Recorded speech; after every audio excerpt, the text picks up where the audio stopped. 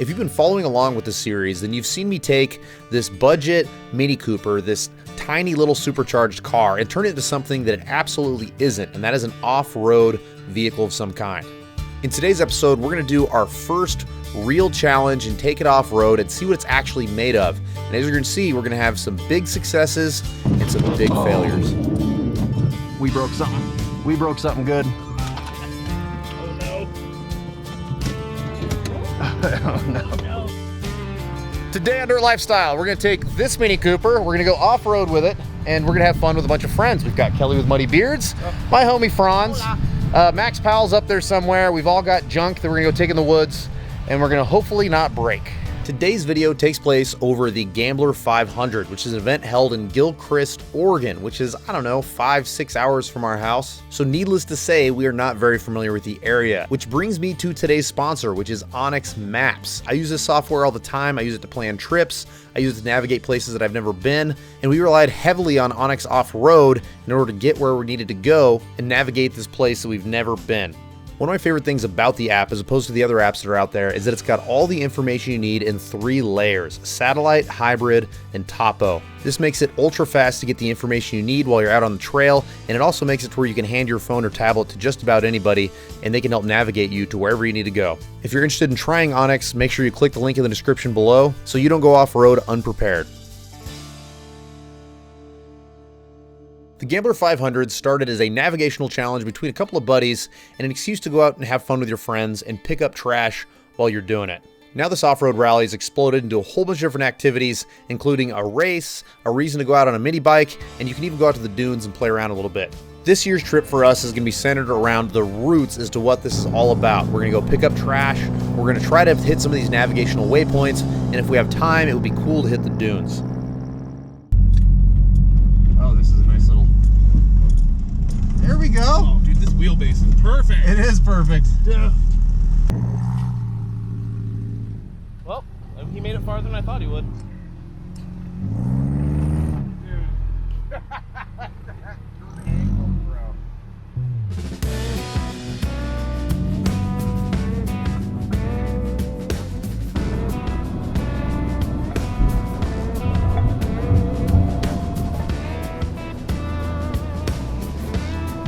I'll slow down, buddy.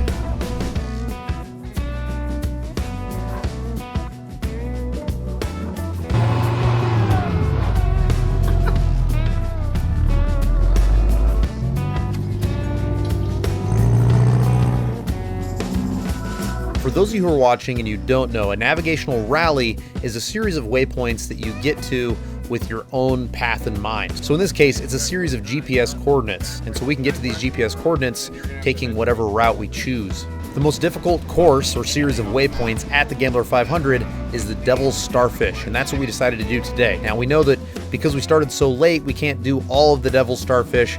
We decided to throw a couple of different waypoints that we got off of the Gambler 500 Instagram page, and then just pick one that we thought looked awesome.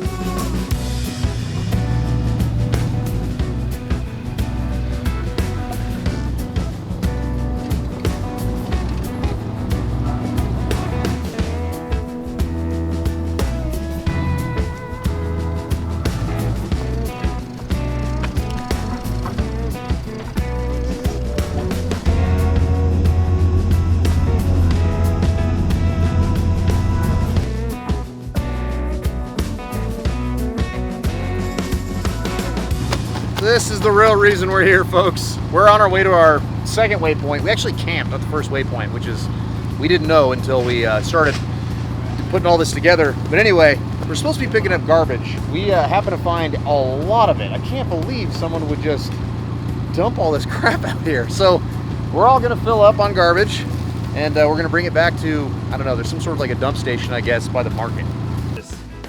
Kobe! We're gonna get it. Oh no! Shaq! You, Kobe! got it. Kobe! If you wouldn't have moved,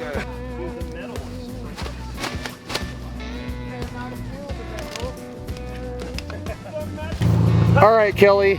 Some might think that we're picking up trash and you're just playing on your phone, but what are you really doing? So I had to update the Unpaved app, the Gambler 500 app, and they added a new feature where you can mark trash because there's so much trash here. Yeah. Like obviously we can't get a car out. Yeah, There are people here that can, and they came here specifically to do this, and that's not us. So we're gonna pick up all that we can, put it on my roof rack, put it in our cars, and I marked it on the map. And wow, you look really strong, dude. Oh wow, yeah. What's up, guys? What's up, guys? And so anyway, So I can mark it on the map and put a description of what it is. I put a car and trash. So that way other people, when they're looking at the app, if they're looking for trash, they can know exactly where it is and they can find it, which is pretty cool. it's really cool, actually. It's really cool, yeah. After filling up 5 or 6 bags of trash, we continued down the trail, and it wasn't long until we found appliances. And even though none of us had a truck, Max was determined to get this washing machine out of here. This prize is mine, boys. Wrangler up.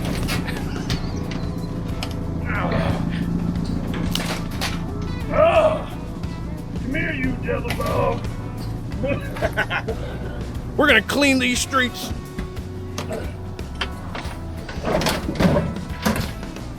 Dude, that's pine. That's genuine pine. Genuine Canadian. Excuse.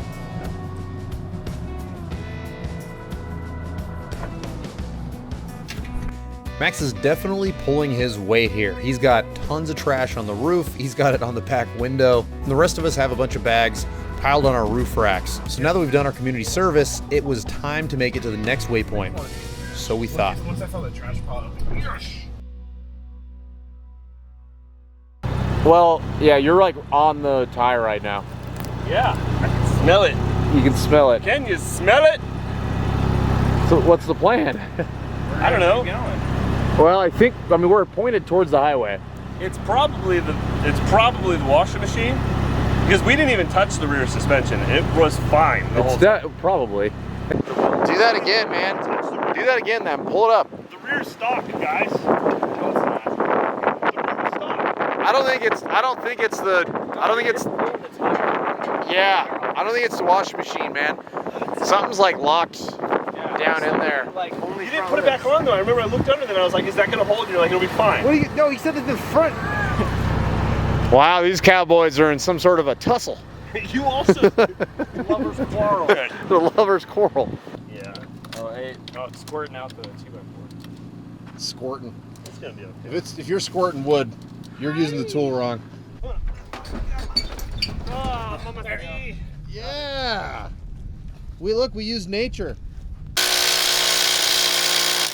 Kind of our jack stand right now.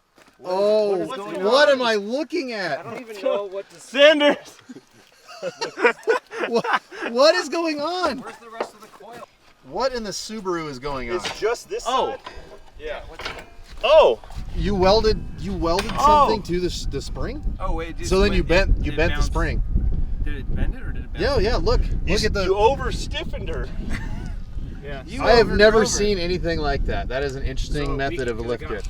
So Reverse like It wasn't a lift kit, 15 it was minutes ago when you said no, we didn't touch the back. The back is stock. The rear stock, guys. I'm surprised this happened. Hey man. Whoa. So I would The last thing I would have thought of is that Yeah. this would have happened because it Yeah. was stock. We didn't even touch it. No because we didn't even touch the rear suspension. way the back could break. Here's the thing. Max, See, your story's getting pretty. see, I would leave and I'd come back and certain things would be done or undone on the car because it was at your house. So I just don't know. Wow. That's So- awesome. What we're gonna do here is you boys need to go find the biggest chunk of wood and the shortest one. We're gonna jam it between this upper control arm and the ball joint, and then we're gonna put it back on the ground, wash it back on the back. We're gonna go back and get rid of it. We'll get rid of the washer let's go and find the some wood. rest of the garbage, like this Subaru. That's hurtful, Nate. I know, that was really rude. That's hurtful. Trail Fix 101. Well, first off, cheapest lift kit ever, right? Come on. I mean, that's just innovative. That's a bargain. And how do we fix that? A piece of wood. You wedge a piece of wood between your who's it and your what's it, and then you can't go any lower than that. So when wood is a part of your suspension, it's probably time to call it, huh? We're not calling anything. All right. Well, what do you think? We gonna lower that jack? Yeah. We gotta get the washer out first. Sweet Swedish steel. Dude, It worked. quality, man. Quality. With the Mubaru mortally wounded, it was time to figure out a plan B. Before we could even get to that point, we need to dump all this trash. So we headed back to the road to take the highway back up to Gilchrist and find this dump station.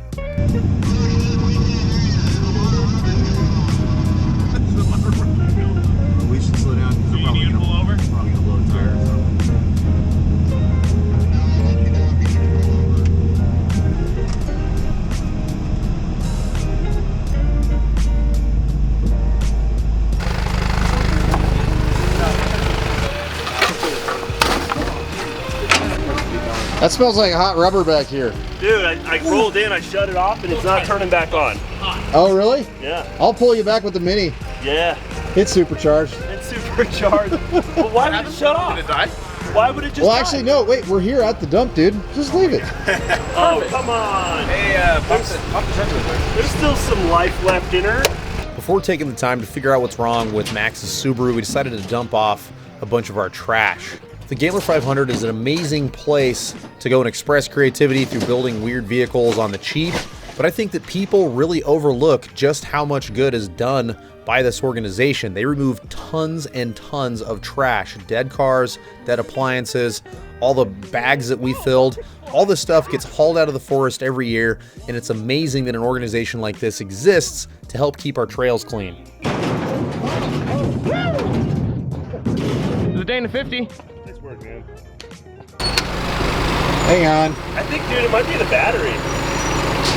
I'm just shaking all your cables just to see if something's Shake my loose. cable. No, there are a lot of heat coming out of that engine bay. Did we just seize it up right now?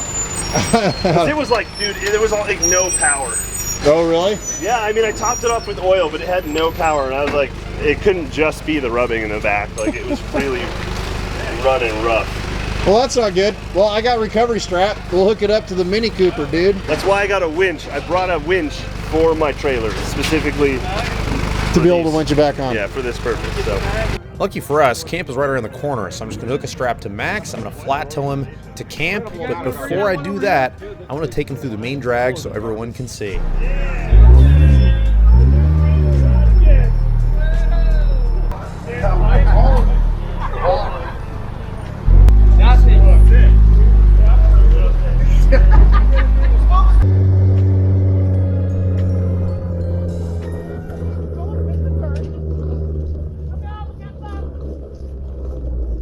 Since this is a mini cooler themed Mini Cooper, Brew Doctor hooked us up with a bunch of ice cold kombucha to hand out on the trail throughout the weekend, and I was broadcasting that on social media. So once we got back to camp, a whole bunch more folks came up, asked for some cold kombuchas. I was divvying those things out, and once we got them taken care of, it was time to make a plan for the rest of our day.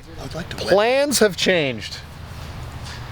Right, guys? Maybe? Yeah, absolutely. And instead of doing the devil's starfish, we are... We are considering going to the dunes because I don't get access to the dunes very often. It's only like an hour and a half away or so. Plus, I think it would be interesting to see what a front-wheel drive car aired down to like 10 PSI can do in the dunes. Maybe 8. Oh, it's we'll see. front-wheel drive. Front-wheel drive. Oh. Yeah. So he's going to bring his taco. Yeah. And he'll be the recovery team, I think. Yeah, So you need it. Plus that yanking rip out. we're gonna haul over to the dunes and see how stuck we get.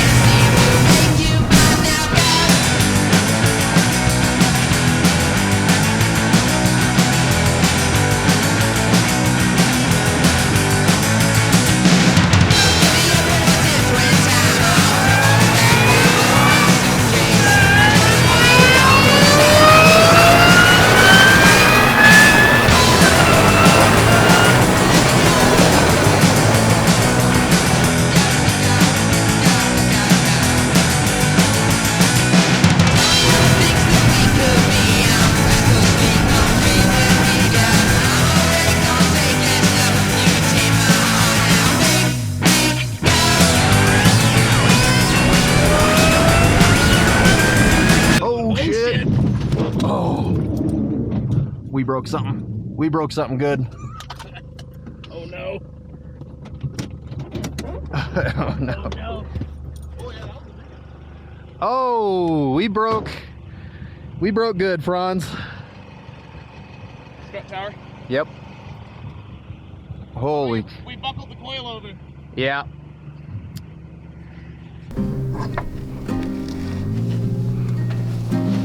Sometimes things happen beyond your control, as if they have a life of their own.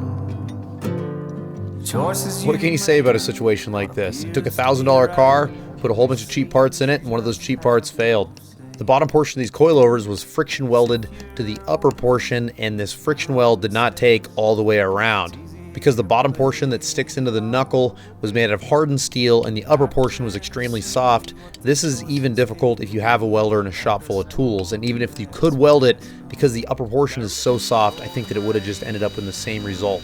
We tapped it all back together with a hammer and then drilled some holes between the two surfaces, used some self-tapping screws in hopes that it would keep things from coming back apart. Thank you to the fans that stopped and helped us with all this stuff.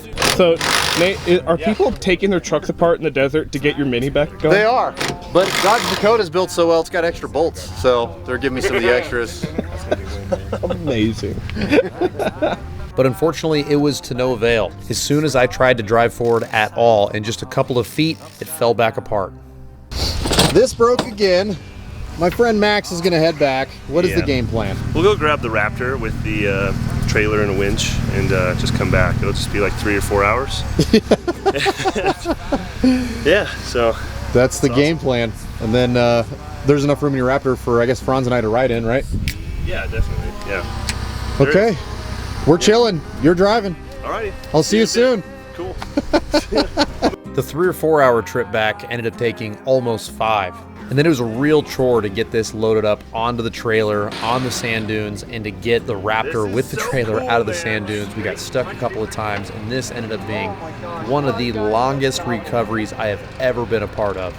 We rolled back into camp at about 4:45 in the morning, and the sun was coming up, but a lot of us just needed a nap before we could wrap things up and head home.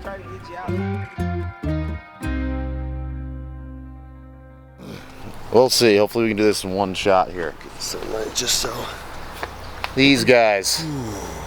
So, we got in at what, 4:45? Yeah, it was well past 4. Sun was coming up. It's a true Gambler 500 story. Oh man. So I think in a future video maybe I'll talk more about what broke. I mean, I think I showed it pretty good. I can't remember. This was a long day and night. Dude, you were so out of it last night when we were driving back. You were just talking gibberish. I know. It was crazy. Oh yeah, we got up in so late, and it feels real early. I think we got a few hours of sleep though. You guys slept in, man. Yeah, I slept into like 8. So anyway, did you get any of the stuff? Were you getting stuck? Like? Yeah, I did get a bit of that. Yeah. So if you guys want to see like the extraction, definitely go over and check out my friend Max's video. Please do. I couldn't believe it because like after a full day, the last thing we needed to do was get this truck stuck. The one truck that we had just driven 4 hours to get, and then it gets buried. Oh God. It got so interesting. And then Kelly, thanks so much for all the help. He helped film and stuff. He decided not to do a video this time. He just decided to Bring the tools. Bring the tools. The jacks. Me and him plus some tools. The only one that brought all the tools, dude. You guys would have been screwed. Thank you very much, Brew Doctor, for all the kombucha. Thank you very much. It's funny. I gave away a bunch of kombucha, but they gave us so much, and some people looked at us like, "What'd you just call me?" So it was hard to give away, actually, but it's such good stuff. It actually was really good. It was really good, so honestly. We're gonna have some to take home, which is killer. Thank you so much for all that. Thank you, Onyx, for sponsoring the video. Thanks to you guys. Thank you to Tate for putting on the Gambler. This was a ton of fun, and he was a great host for us. So, anyway, I've run out of language. Thank you so much for watching. We'll see you later.